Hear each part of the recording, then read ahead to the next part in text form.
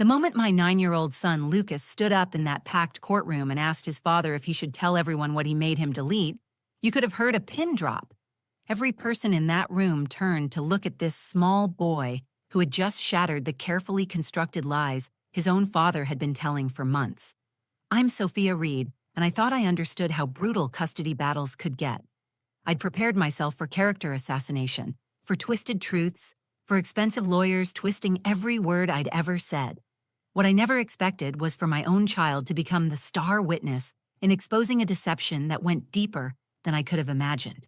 For 2 years, I'd been fighting my ex-husband Ryan Blake for custody of Lucas. Ryan is a construction supervisor who knows how to manage people, how to present the right image when it matters.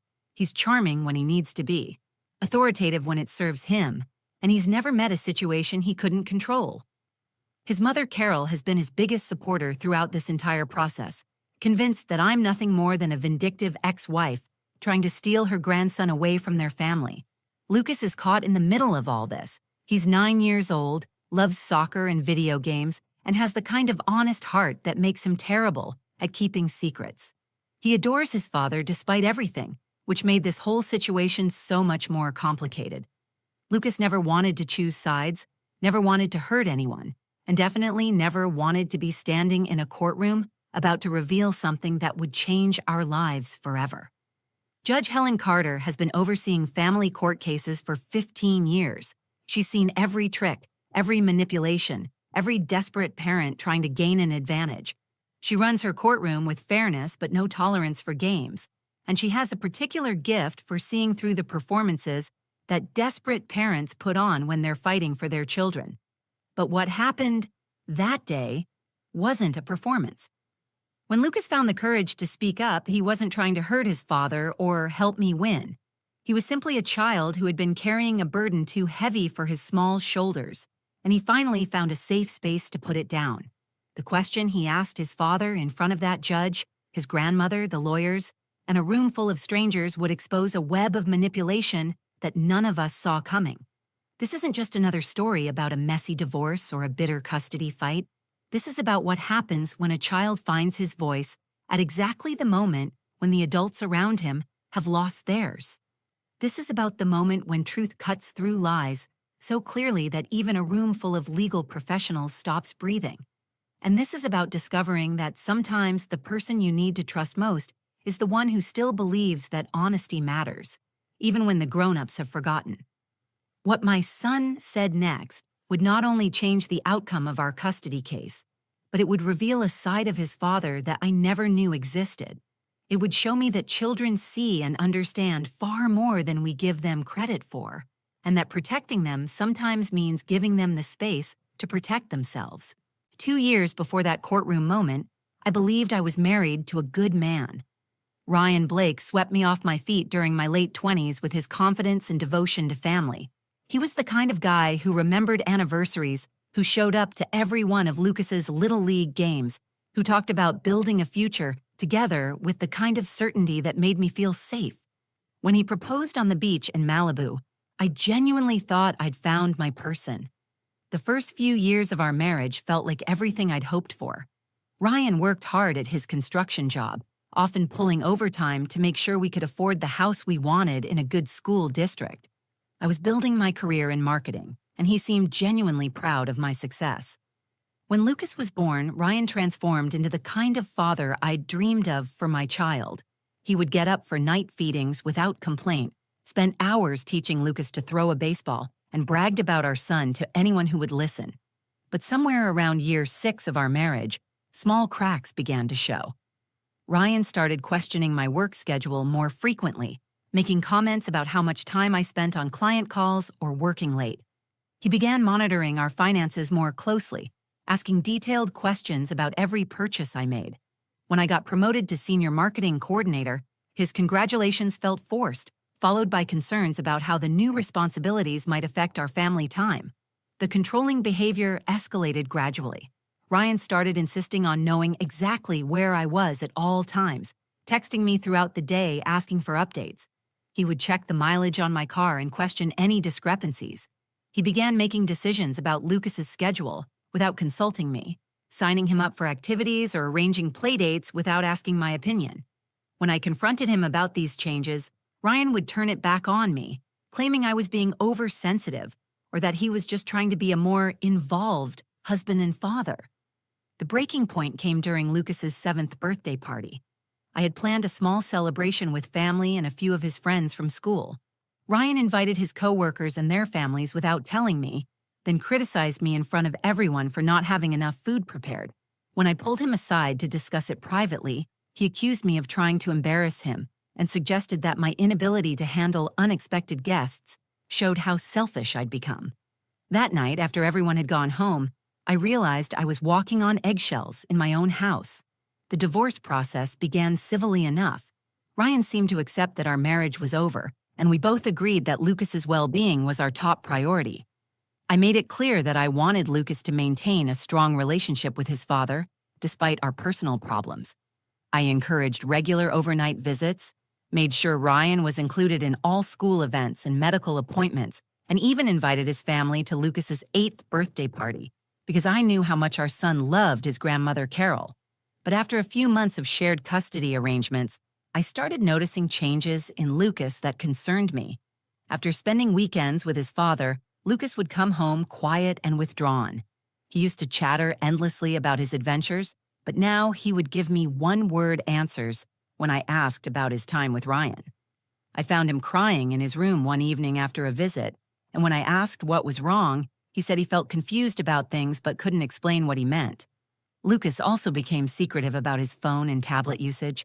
Previously, he had been open about the games he played and videos he watched, often wanting to share funny clips with me. Now he would quickly close apps when I walked into the room and seemed anxious when I asked to see what he was doing online. When I mentioned this to Ryan during one of our custody exchanges, he dismissed my concerns as overthinking and suggested that Lucas was just growing up and wanting more privacy. The financial strain of legal fees was crushing. My lawyer bills were already in the thousands, and we hadn't even reached the formal custody hearing yet. I was working extra hours to cover the costs while trying to maintain some sense of normalcy for Lucas. Sleep became elusive as I lay awake worrying about how this process was affecting my son, and wondering if I was doing the right thing by fighting for primary custody. Ryan's family rallied around him completely. Carol Blake had never been particularly warm toward me during our marriage, but now she was openly hostile. She would make cutting remarks during custody exchanges and had started sending Lucas home with gifts and treats, making comments about how much more fun he had at their house. I felt like I was fighting not just Ryan, but his entire support system.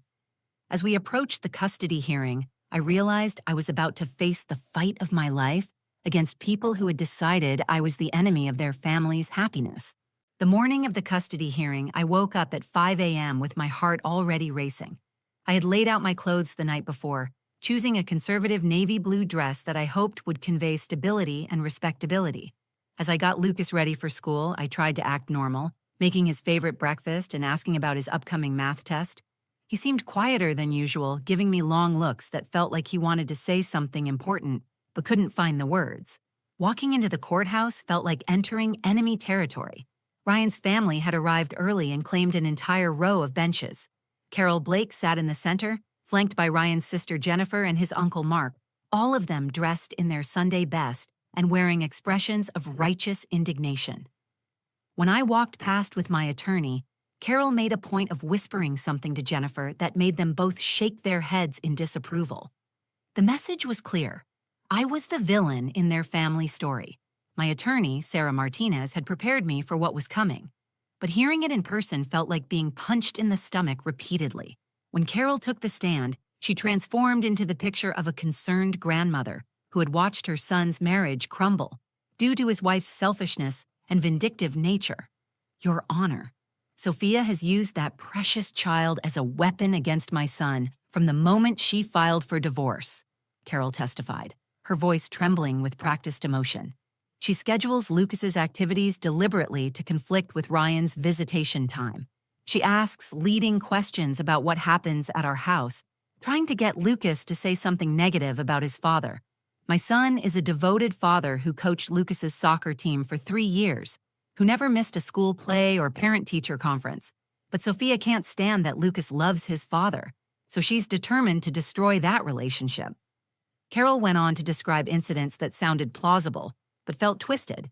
She claimed I had forbidden Lucas from calling Ryan during the week, when in reality I had encouraged daily phone calls that Ryan rarely made.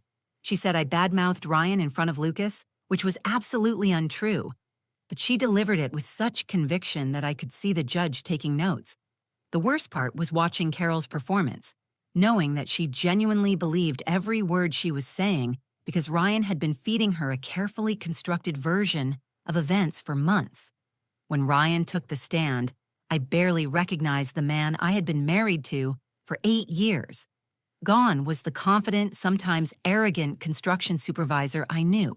In his place was a heartbroken father who just wanted to love his son without interference from his bitter ex-wife. Your Honor, I don't understand what happened to the woman I married, Ryan said, his voice breaking at just the right moments. Sophia used to encourage my relationship with Lucas. She used to say what a great father I was. But the moment I couldn't give her everything she wanted in our marriage, she turned our son against me. Lucas used to run to me when I picked him up for weekends. Now he barely looks at me when I arrive. He used to tell me about his day, ask me questions, want to play catch in the backyard. Now he sits in his room with his tablet, barely speaking to me. Ryan painted a picture of himself as the victim of parental alienation, claiming that I had systematically brainwashed Lucas against him. He described how Lucas had started asking strange questions about why Daddy made Mommy sad. Questions that Ryan insisted could only have come from my influence. He told the court that Lucas had become anxious and withdrawn during visits, behavior that Ryan attributed to the stress I was putting on our son by making him feel guilty for loving his father.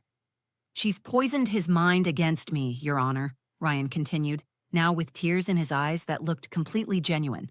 My own son flinches when I try to hug him. He acts like he's afraid of me, and I know that's not coming from anything I've done. Sophia has made Lucas believe that loving his father means betraying his mother, and it's destroying all of us. The most devastating part of Ryan's testimony was how reasonable he sounded. He acknowledged that our marriage had problems, admitted that he wasn't perfect, and expressed his desire for Lucas to have a good relationship with both parents. He presented himself as the rational parent who just wanted what was best for everyone, while positioning me as the emotional, vindictive ex-wife who couldn't move on. Sitting there listening to these accusations, I felt completely powerless. Every instinct told me to jump up and defend myself, to point out the lies and contradictions, to tell the court about Ryan's increasingly controlling behavior that had driven me to file for divorce in the first place. But Sarah had coached me extensively about courtroom demeanor, warning me that any emotional outburst would validate their claims about my vindictive nature. So I sat in silence, watching my ex-husband and his mother systematically destroy my character, while presenting themselves as the true victims of our broken family.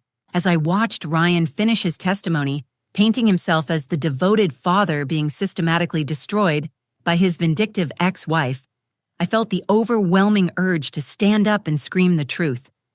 My hands were clenched so tightly in my lap that my nails were digging into my palms, and I could feel my face burning with the injustice of it all. But Sarah Martinez, my attorney, had spent hours preparing me for exactly this moment. Sophia, the most important thing you can do in that courtroom is stay calm, she had told me during our last preparation session. Ryan and his family are counting on you to have an emotional outburst. They want you to look unstable, vindictive, exactly like they're claiming you are. Your silence will be more powerful than any defense you could give. So I made the hardest decision of my life. I chose to trust the process instead of my emotions. When Sarah stood up for cross-examination, I forced myself to breathe slowly and watch her methodically dismantle the carefully constructed narrative that Ryan's family had presented. Sarah started with Carol, asking seemingly innocent questions that revealed the cracks in her testimony. Mrs. Blake, you mentioned that Sophia deliberately schedules activities to conflict with Ryan's visitation. Can you tell me the specific dates when this happened? Carol fumbled through her answer, unable to provide concrete examples. Sarah pressed further. You said Sophia asks Lucas leading questions about his time with his father. Were you present during these conversations? Again, Carol had to admit she was relying on secondhand information from Ryan. With each question, Sarah exposed how much of Carol's testimony was based on assumptions and Ryan's version of events rather than first-hand knowledge. I watched Carol's confidence crumble as she realized she couldn't provide the specific details that would support her dramatic claims. When Sarah turned to cross-examine Ryan, I could see the first flickers of panic in his eyes. She started with his parenting schedule, asking him to describe Lucas's daily routine, his favorite foods, his current teachers' names, his best friends at school. Ryan's answers were vague and often incorrect. When asked about Lucas's recent anxiety issues, Ryan claimed they started after the divorce proceedings began. But Sarah produced school counselor reports showing Lucas had been struggling with anxiety for over a year, well before I filed for divorce. Mr. Blake, you testified that Lucas used to run to you during pickups but now barely acknowledges you. Can you describe the last conversation you had with your son that wasn't about the custody case or his mother? Ryan paused, clearly struggling to think of an example. His confident facade was beginning to crack. Sarah then asked about his living situation, his work schedule, and his social life since the separation. Ryan became defensive when questioned about the consistency of his parenting time and whether he had ever canceled visits with Lucas for personal reasons. I could see him getting agitated, his voice rising slightly as Sarah pressed him about specific incidents he had claimed never happened. It was during this tense cross-examination that I noticed Lucas in the gallery. My son had been sitting quietly with my mother throughout the proceedings, and I had assumed he was distracted or maybe even bored by the legal proceedings. But as I glanced back at him, I realized he was paying intense attention to every word his father was saying. Lucas's body language told a story that broke my heart. His shoulders were rigid with tension, his hands were fidgeting with the hem of his shirt, and his face showed the kind of internal struggle I had learned to recognize over the past few months. These were the same signs I had seen after difficult visits with his father, the same expressions that appeared when Lucas wanted to tell me something, but felt he couldn't. I caught Lucas's eye, and for a moment, we just looked at each other across that courtroom. In his face, I saw a 9-year-old boy who was tired of carrying secrets, tired of being caught between the adults in his life, and tired of watching his father say things that didn't match the reality Lucas had experienced. That's when I made my second crucial decision of the day. Instead of continuing to shield Lucas from this adult conflict, I realized that maybe it was time to trust my son's judgment and his ability to speak his own truth. I turned to Sarah and gave her a small nod, a signal we had discussed in case Lucas needed to be heard during the proceedings. Sarah understood immediately. She wrapped up her cross-examination of Ryan and approached the bench to speak quietly with Judge Carter. I watched as they had a brief conversation, during which the judge looked over at Lucas with the kind of careful attention she gave to important evidence. Judge Carter nodded to Sarah, then addressed the courtroom. I'd like to hear from Lucas, if he has something he'd like to share with the court. The moment I had been dreading and hoping for in equal measure had finally arrived. The courtroom fell completely silent as Judge Carter asked Lucas to approach the bench. I watched my 9-year-old son walk down that long aisle, his small frame dwarfed by the imposing legal setting around him. Every eye in the room was on him, but Lucas kept his gaze fixed straight ahead, showing a courage that amazed me. Judge Carter spoke to him gently, explaining that he could say whatever he needed to say and that no one would be upset with him for telling the truth. Lucas nodded solemnly, then turned to look directly at his father. What happened next will be burned into my memory forever. Dad, Lucas said, his voice clear and steady despite his young age. Should I tell them what you made me delete from my tablet? The change in Ryan was instantaneous and dramatic. All the color drained from his face, and I watched him go from confident to terrified in the span of a single heartbeat. His mouth opened and closed like he was trying to speak, but no words came out. The carefully constructed image of the devoted father crumbled in real time as everyone in that courtroom realized a 9-year-old was about to expose something significant. Judge Carter leaned forward with the intense focus I had seen her use when examining crucial evidence. Lucas, can you tell me more about what you had to delete? My son took a deep breath, the kind adults take when they're about to do something difficult but necessary. Dad made me delete text messages after our last visit. He said Mom didn't need to know about our private conversations. But they weren't regular conversations. like asking about homework or what I wanted for dinner. Lucas explained that Ryan had been asking him detailed questions about my daily routines, my work schedule, who I talked to on the phone, and whether I had been dating anyone. Ryan would have Lucas text him updates throughout the week about what I was doing, where we went, and what I said about the custody case. When Lucas would visit on weekends, Ryan would go through these messages with him and make him delete anything that might make Ryan look bad if I ever saw the phone. He also made me delete pictures, Lucas continued, his voice getting stronger as he spoke. Dad had different ladies over when I was there, and he said if Mom found out about his friends, she would try to make the judge think bad things about him. So I had to delete the pictures from when we all watched movies together or when they made breakfast with us.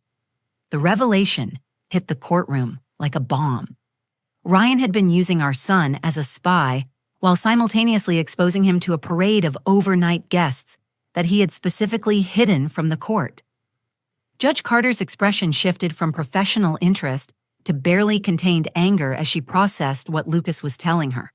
Ryan's attorney jumped up, trying to object or minimize the damage, but Judge Carter silenced him with a look that could have frozen fire.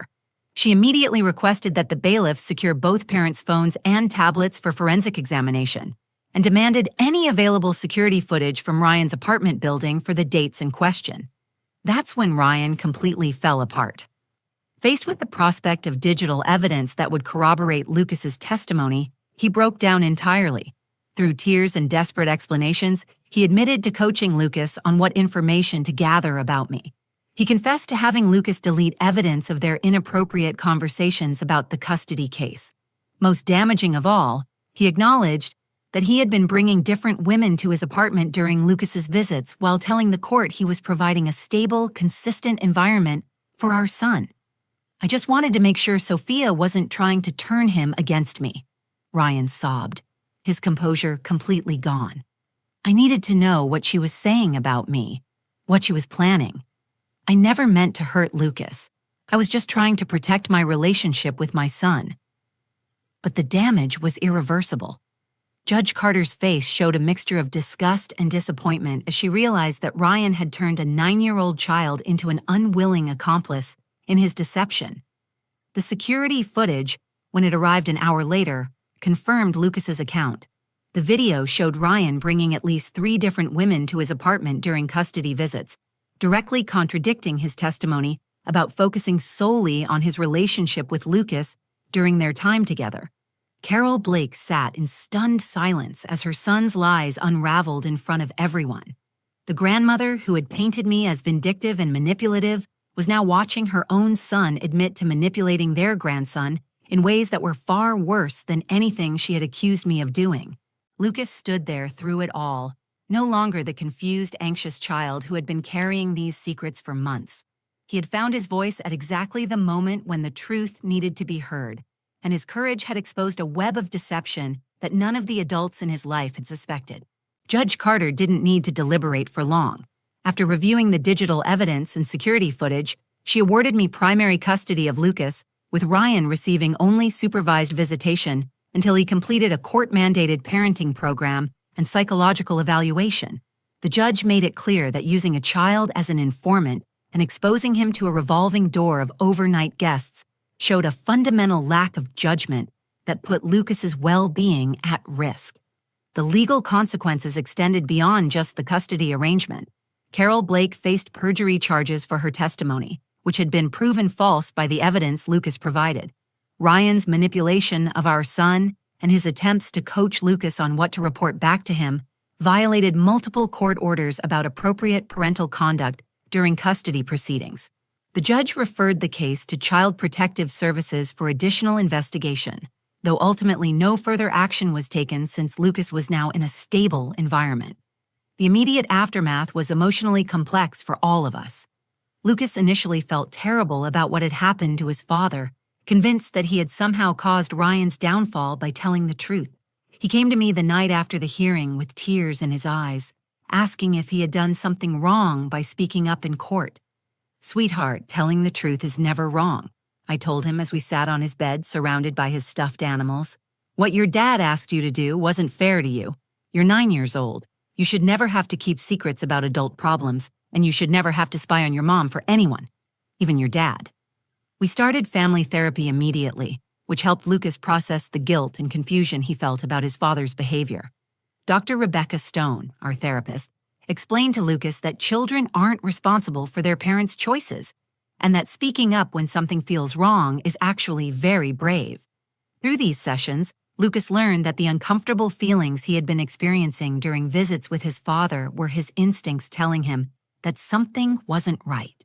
The healing process took months, but gradually I watched my son return to the happy, talkative child he had been before the custody battle began. Lucas started sleeping better, his anxiety decreased significantly, and he began opening up about his experiences without fear of getting anyone in trouble.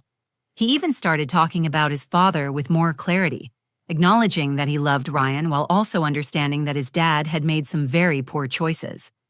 Ryan's supervised visits initially were awkward and tense. He struggled to interact with Lucas without trying to gather information about me or justify his previous behavior.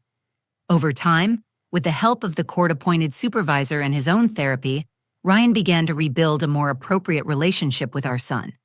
It took nearly a year, but eventually Ryan was able to progress to unsupervised visits, though he never regained overnight privileges. The most profound lesson I learned from this experience was about trusting children's instincts and voices. For months, I had noticed changes in Lucas's behavior, but had attributed them to the stress of divorce rather than recognizing them as signs that something specific was wrong. I had been so focused on protecting him from the adult conflict that I hadn't created space for him to tell me what he was actually experiencing. Lucas taught me that children are far more perceptive than we give them credit for. He had recognized that his father's requests were inappropriate, but he didn't have the language or confidence to express his discomfort until he was in an environment where truth-telling was not only safe, but necessary. That courtroom became the place where a 9-year-old found his voice and used it to protect himself when the adults around him had failed to do so. The experience also showed me the importance of staying calm and trusting the process, even when everything inside you wants to fight back emotionally. If I had lost my composure during Ryan's testimony, if I had tried to defend myself against his lies, I would have validated their claims about my vindictive nature. By staying quiet and letting the truth emerge naturally, I allowed Lucas the space to speak when he was ready. Today, Lucas is thriving. He's back to his old self, chattering about school and friends, excited about soccer season, and no longer carrying the weight of adult secrets. He has a healthy relationship with his father within appropriate boundaries, and he knows that his voice matters in our family. Most importantly, he learned that telling the truth, even when it's difficult, is always the right choice. If this story resonates with you, if you've been through a custody battle or know someone who has, please share this video. Your comments about your own experiences help create a community where parents and children can find support during difficult times. And if you want to hear more real stories about overcoming family challenges, subscribe to this channel. Sometimes the most powerful lessons come from the smallest voices, and Lucas's courage to speak up changed everything for our family.